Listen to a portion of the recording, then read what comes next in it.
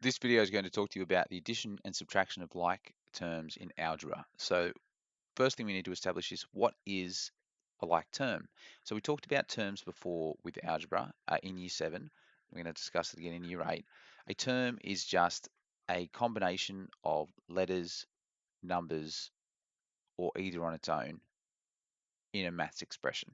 So for example, if I had something like 5x plus 2x, what I have there are two terms in this expression. The first term contains the the pronumeral x and its coefficient 5, and the second term contains the pronumeral x and its coefficient 2. With algebra, we need to include the sign that's directly in front of the term. So this 2x has a positive sign in front of it, and the 5x, even though there's nothing written there, it also has a positive in front of it. It's implied. It just isn't written there. It's only written if it's a negative at the first term in an expression. Okay, very brief rundown of terms. So we're going to do some examples here of addition and subtraction of like terms so we can get our head around that. I'm going to start with a slightly more complex idea to begin with, and that is if we have an expression like this, 5x minus 2y minus 3x plus 7y. What we're going to look at here is grouping our like terms together. And then we're going to either add or subtract depending on the sign that's attached to them. So the first thing I'm going to do is just using a different color, I'm going to group my terms that are like terms. So I'm going to start here at the first one. The thing that determines if it's a like term or not, the first thing we need to look at is what letter is included or part of that term. This one is talking about x's. So I'm going to put a circle around that in blue. And what I'm going to do is I'm going to circle all other terms in this expression that have an x. So this one includes a y. Here's one with an x and a y over here.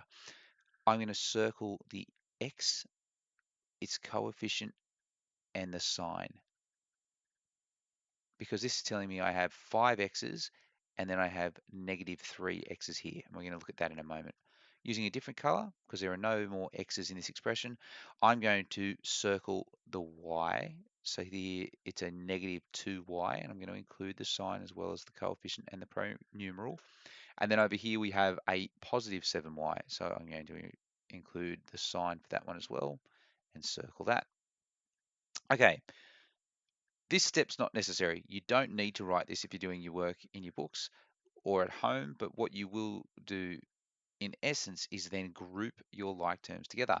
So grouping this like term, I'm going to write down my first one. I have 5x, and I'm just going to pop down the like term next to it so it's a bit easier to see how they work, minus 3x. There's no more x's, no more like terms to do with x's, so I'll move on to the next set of terms, which is y's. I've got a negative 2y, I'm going to write that next, and plus 7y. Okay, so now that I have my like terms next to one another, it's a little bit easier for me to add and subtract things. You don't need to do it, but this is the idea anyway. So then we're going to write that out and simplify it, and this will be the last step in this expression here to simplify. So we have 5x, we're going to subtract 3x, that leaves us with 2x. That is a very ordinary looking 2.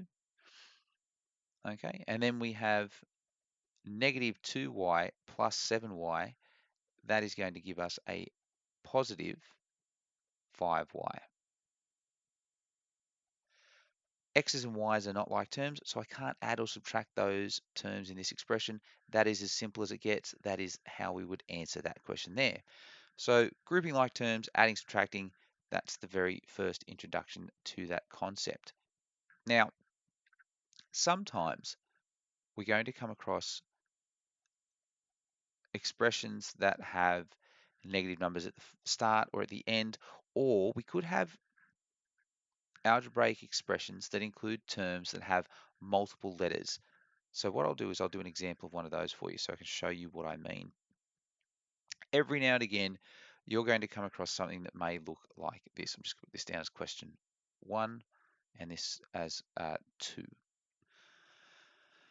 So you're going to come across something that might look like this. If I had, for example, uh, 2ab plus 3ba minus 5a plus 7b plus 2a. Okay, fairly long expression there, but we're going to put our like terms together and we're going to solve this. So I'm going to get my colors again. In blue, I've got an AB here. So I'm going to circle that to start with because I've got at least one of those. Remember, there's that implied positive at the start there.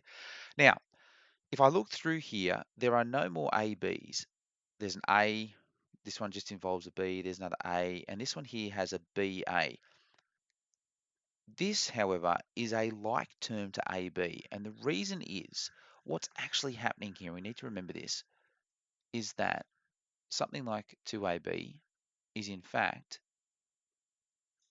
2AB. We can rewrite that if we wanted to expand it out, 2 multiplied by A multiplied by B. So keeping that in mind, those things are all being multiplied together. And the same can be said about this term as well, 3 times B times A. These are like terms because of this idea. If I had something like, and I'll do this in a different color, 2 times 3, well, that equals 6. If I do 3 times 2, that also equals 6. The reason that this idea is important is if I expand out an algebraic term that involves multiple digits and pronumerals, so 2a and b, and I get 2 times a times b. If I was to expand out this term, for example, 3ba, I would get 3 times b times a.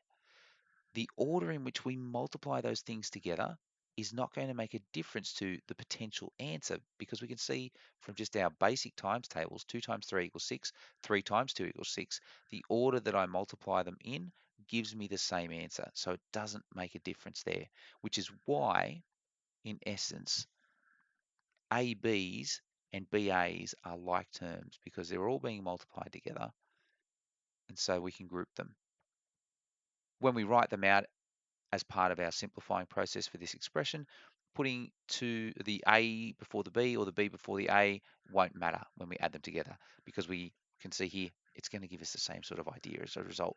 Okay, there are no further ABs or BA combinations in this expression, so we're going to move on to the next term, which is just A's on its own. So we've got negative 5A, sorry, I'll do that in a different color, negative 5A here, and we have a plus 7b, so that's not a like term, but we do have a 2a at the end of the expression here, and it's a positive 2a, so I'm just going to circle that. And lucky last, we have a b, and it's a positive 7b, so I'm just going to circle that as well. Those are our terms, and that's how they match up and marry up as like terms. I'm not going to write out this extra line this time. I'm just going to go through and simplify this expression.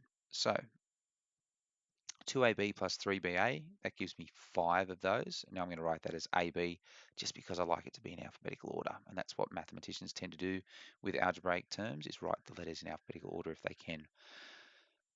I'm going to group my a's together. I've got negative 5a plus 2a. That's going to give me negative 3a. And finally, I have plus 7b or positive 7b, and I'm going to add that onto the end there. Because there are no other b's, it still needs to be included as part of the expression, but I can't simplify it by adding or subtracting any other b's. That there is as simple as that expression is going to get, 5ab minus 3a plus 7b. Alrighty, thank you for listening, and good luck.